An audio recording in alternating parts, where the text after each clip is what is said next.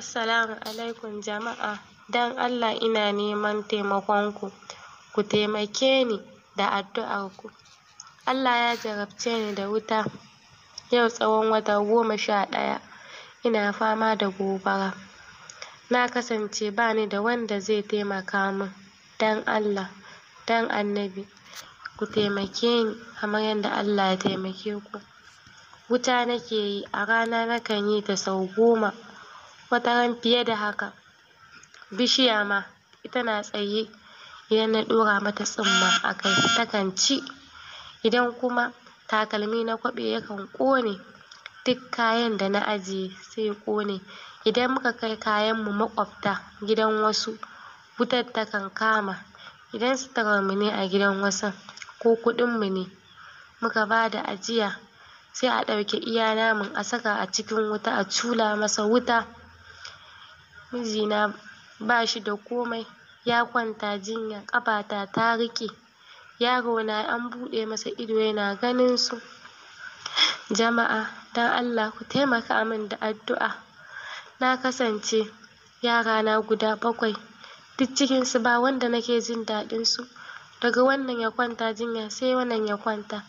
Yarona wanda yake ganin nasu, idan ya kwanta a tabarma ko katifa sai wutar ta kama, sai wurin da ya kwanta ɗin ya kama da wuta. Ba inda za mu kwanta, ba inda za mu tsuguna. Idan kuɗi ne in samu ko mijina ya samu na salari yana samu zai halaka, ko kuma a fito masa a siggar wanda zai ba wa mutumin kuɗin, mutumin ya karɓa. Daga baya ya zo ya ce wa mutumin ya ba shi abin, ya ce shi ba shi ya ba ba. Don yarana ne 'yan makaranta, idan an ba su kuɗin makaranta su kai makaranta, sai ya fito a siffarsa malamin ya karɓi kuɗin ya tafi da kuɗin, su je makaranta a ce bai bayar ba. Na rasa yadda zan yi.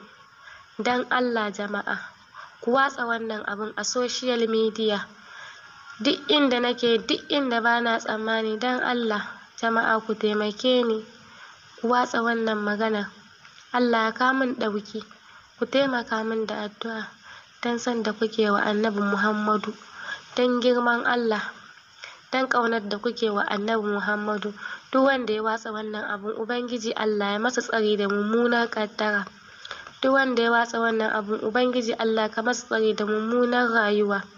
Duk wanda ya watsa wannan abun Ubangiji Allah ka masa alkhairi don hasken Annabi Muhammadu, don darajar Alƙur'ani. Ina nan a cikin wannan rayuwa. Jama'a na gode, na gode, Allah ya saka da alkhairi. Na gode jama'a, na gode. Assalamu alaikum jama'a.